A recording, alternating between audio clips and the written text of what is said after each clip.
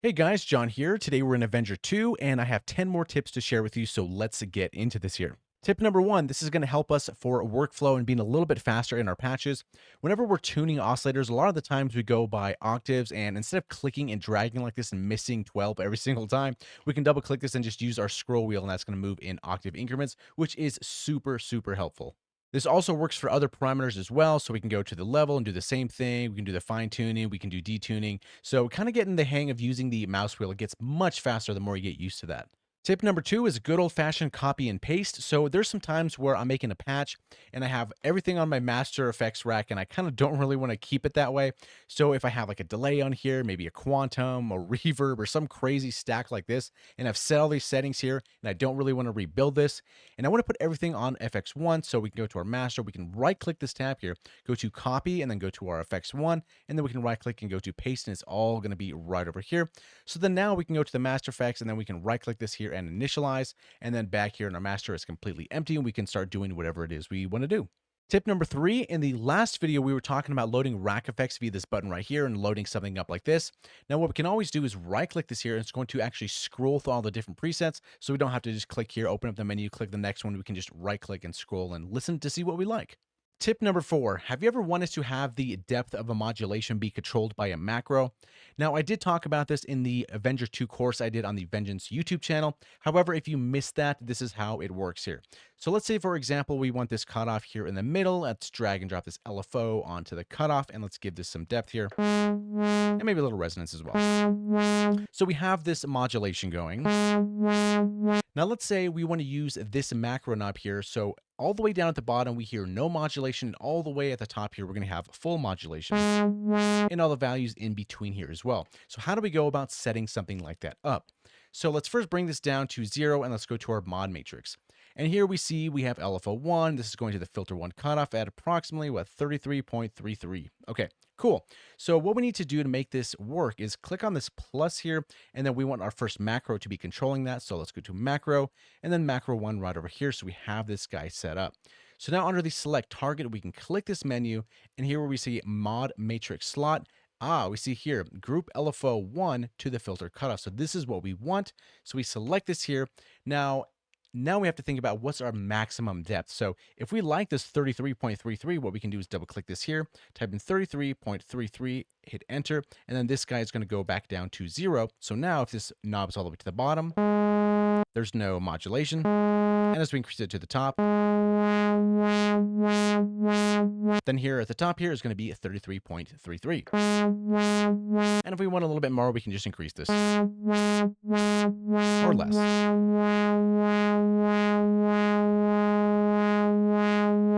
And there you go. Tip number 5, alternate and increment modulation sources. So we know up here on the top right, this spread knob, and as we turn this to the right here, it starts to say alternate, and what this does is alternates our signal between the left and the right. So we basically have two different values. Now, what's really cool is we can go down here to the plus category, down over here where it says math, and then we can click here, alternate. So now we have this modulation source that we can attach to whatever we want to. So for example, let's say we have our cutoff down over here, and let's increase a little bit of resonance, and let's drag and drop alternate to the cutoff, and let's maybe give it a depth of 40, and see what happens. So with each key press, it's alternating between this value where it's right here where the dash here is, and then where the end of this red is, which is going to be 40.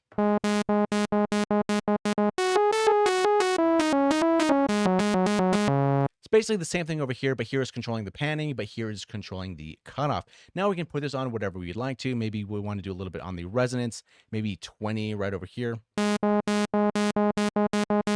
Maybe on the drive as well. So every other note has a little bit more distortion, which is definitely pretty cool. So if we right click this here and then let's get rid of this. Now if we go to the plus, also down to the math, we have increments. So we have 2, 3, 4, 6, 8, 12, and 16. Now these are really cool. So for example, let's go to 4 and let's bring our cutoff pretty low and we'll drag and drop here. And then let's give maybe a depth of, let's go 80 and see what happens.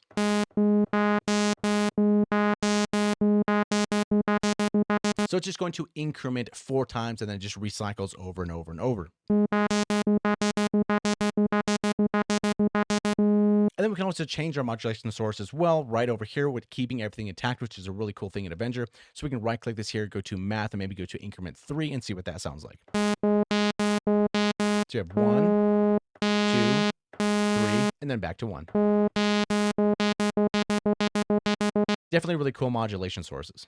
Tip number 6, this is a really cool one because this is using the arpeggiator with a controlled randomness. So for example, if we have the saw wave, let's go ahead and route it to our ARP. So you have something like that here. And let's drop our sustain down and dial in our decay.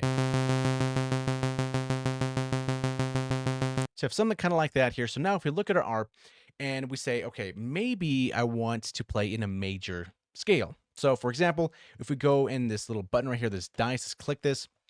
So over here on the left-hand side is a lot of different parameters that we can randomize. So first things first, let's kind of disable all of these right here and talk about the ones that we probably first want. So obviously notes. So let's go ahead and select these notes because we want to randomize the different notes to stay in that scale. Next up is probably going to be silence because silence is equally important in music as notes are. So sometimes it feels better when a note is not there than when a note is actually playing. So definitely a cool one to keep in here.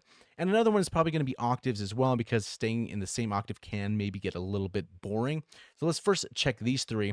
And now we say, okay, we want to play in a major scale. And by default, this is going to be chromatic. So it's all the keys on the keyboard. And we don't necessarily want that.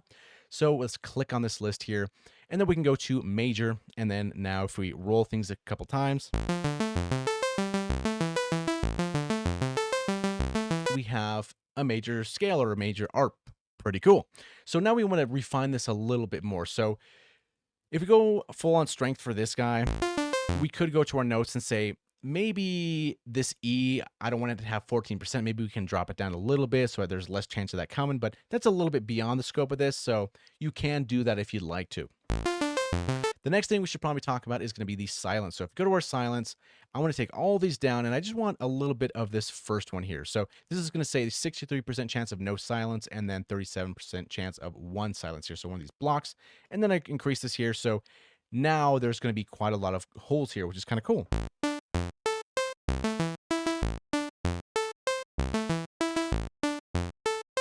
Now, at this moment, it doesn't sound too, I suppose, amazing because it's very dry. It's just a sine wave, and there's a lot of holes in this ARP. But once you start putting delays on there, and then maybe get a drum set behind there, and maybe a bass or something else playing, it's going to really bring the groove alive. So let's keep this setting here for now, and then let's take a look at the octaves.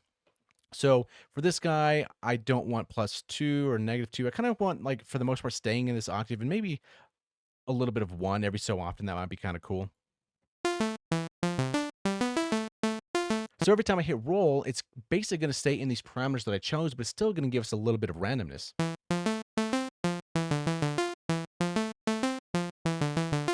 Okay, so let's say we have something like this and we kind of like something. So let's maybe spice this up here, give this some unison, maybe full voices of 7. And then maybe change out the filter and give it some modulation here.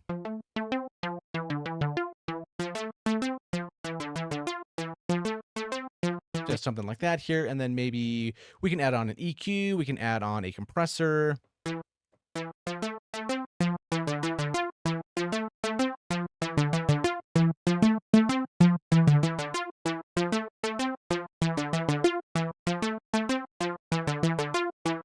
kind of a nice little profile there.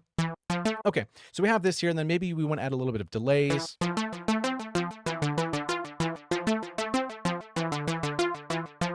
Kind of cool. And I also like the dimension as well, just a little bit less than 20. And then maybe we can add some add some reverb as well.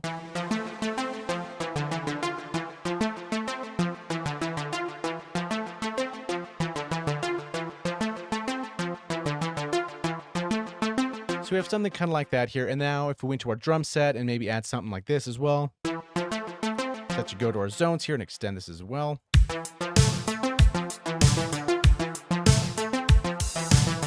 So we kind of have kind of a groovy thing going on here, and then we can go to our voicing, maybe add a sub square. Maybe add a voice up an octave, something like that too.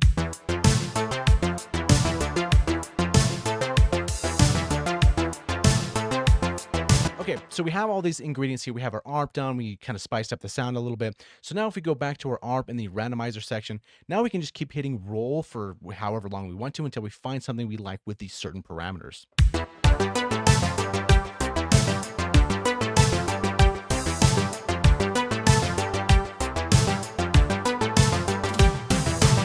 Like that one's kind of cool.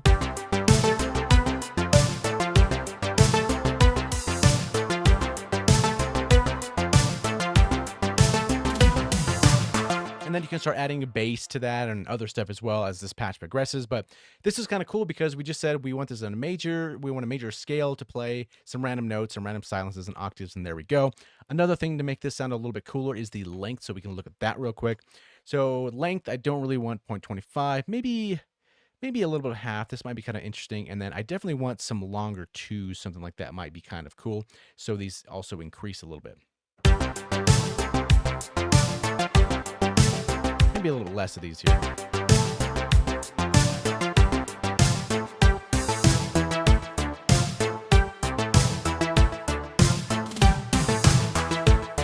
So that's kind of cool, this little groovy pattern right here. So if I had something like this, like you're probably moving your head to that as well, don't lie. Because it's catchy. Okay, so from here, let's say we go to a plus, and let's say we want to add a simple bass line. Let's add a new effect stack. Let's add a new amp. Let's add a new filter. And then from here, let's say this is oscillator 2. This is going to be our bass. So we want to go to the second filter. We want to go to the second amp. We want to go to the second effect stack. And let's go ahead and mute this guy for now. So we just have this oscillator 2. And then we want to do another ARP as well. So turn this on and then route it to the second one. Okay. So now, same thing, drop down the sustain and dial in our decay. And then for this guy, let's go to maybe some unison and bring down the stereo. And then I always like this and a low pass 24 for bass here. And then we need to EQ this guy, and then we also need to compress this guy a little bit here.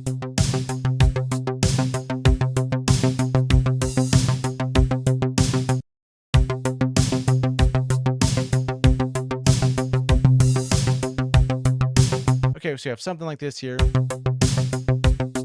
Maybe a little drive, maybe a little resonance. And then we unmute the first OSC.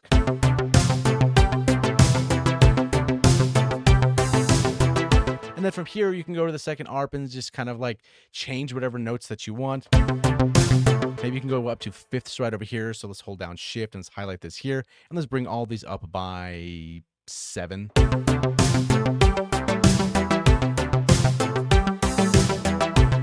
Drop down an octave.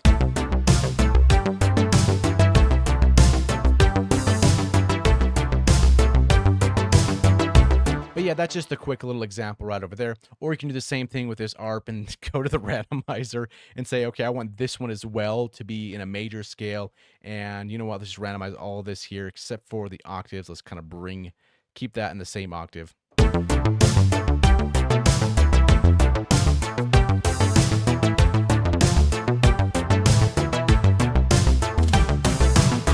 But yeah, keep that in mind. It's really fun and inspiring just to make some random sequences with a couple parameters scoped out, and there you go. So have fun with that one.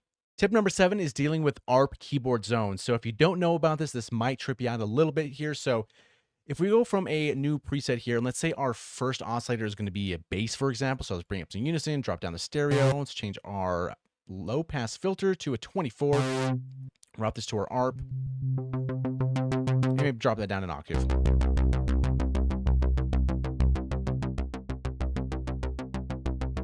Okay, so make this sound a little bit better here. Just EQ and some compression to this guy.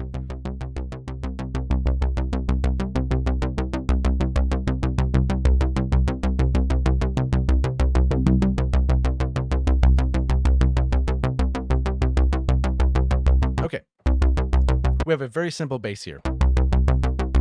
And it's an ARP too, so if I play a couple notes, it's going to bounce between those. Okay, so that's cool. So let's say, for example, we have this oscillator here. This is cool. And then oscillator 2, let's mute this guy. this guy maybe is going to be our lead. So let's say we want to do a different filter for that guy. So oscillator 2, let's send this out to filter 2, maybe a new effect stack as well. So maybe effects 2, and also probably a new amp, you know, why not? Okay, this is going to be our lead. Maybe some chorus here.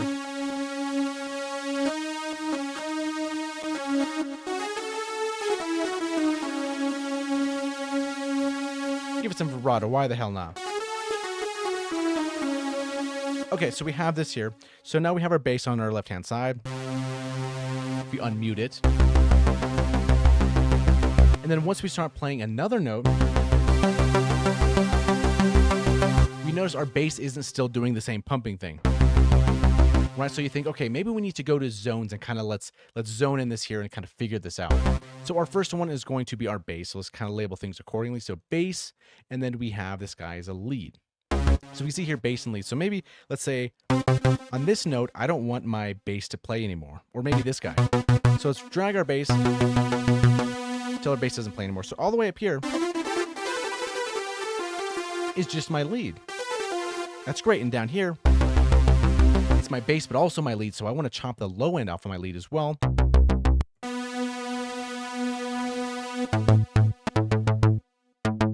Maybe.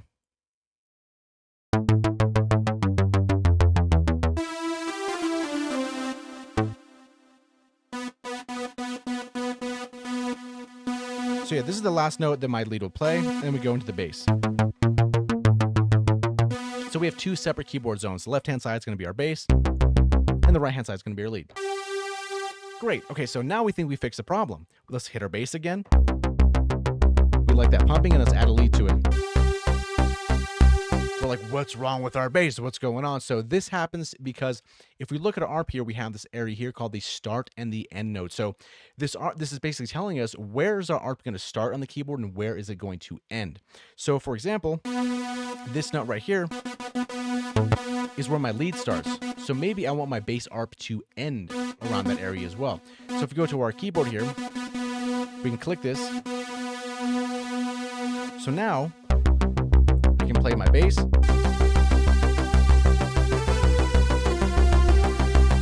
And it's going to play the same pattern while I'm playing stuff with my right hand.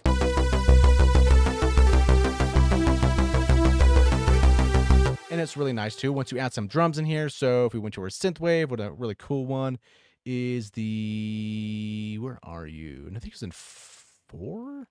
Aha. Yes. Yes, I think this is the right one. Cyberkid one. I always like this one. And let's go to our zones again and then drag our drums out again.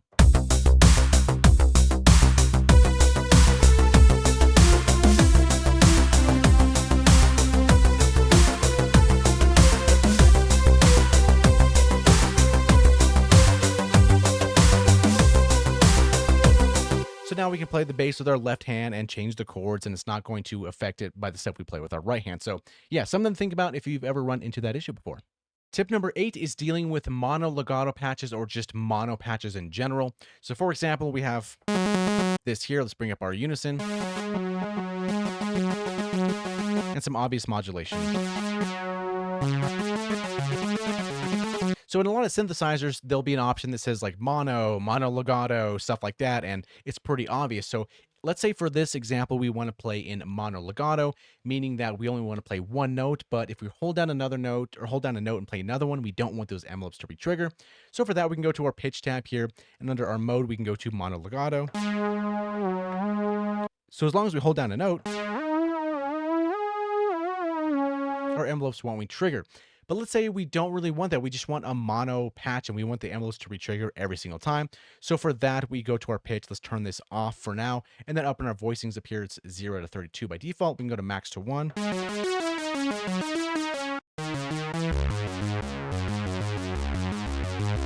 Now you have the mono synth that you always wanted. Tip number 9 deals with inspiration. There's a lot of times where we pick the same waveforms, so we make the same patches over and over and over again. So what's really cool in Avenger is if we start from a fresh preset, this button down here that's kind of always in front of our face all the time, but we probably never really notice how beautiful this button really is. So we can hit random and it's going to generate a random waveform for us. Okay, interesting. Let's keep going.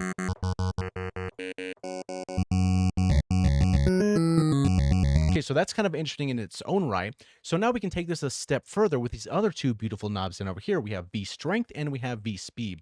So what's really cool is if we start turning this V strength here, we can kind of see that these are starting to move, right? These vertical sliders.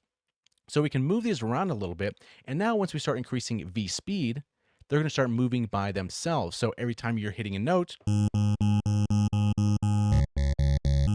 you're going to start to get a very slightly different waveform. Now we can increase the V strength a little bit more and make this a little bit faster.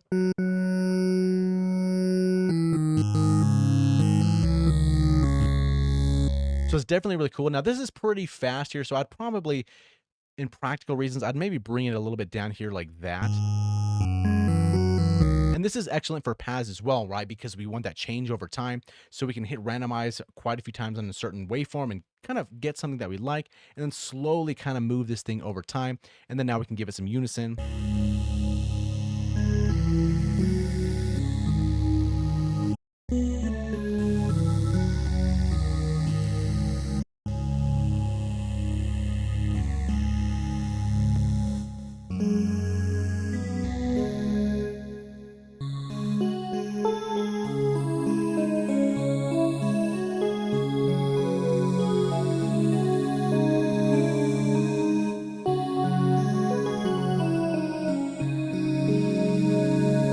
So you have something like that, and that's just a random waveform, a little bit of delay. You can add some more stuff if you'd like to, but really fill it up with delays as well. Or one of my favorites, some of here in the root-a-verb, and then maybe going to like a cathedral or something like that.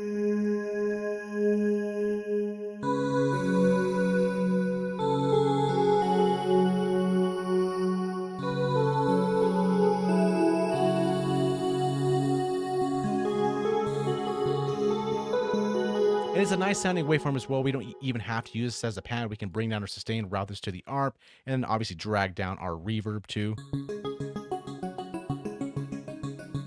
Do something kind of cool like that.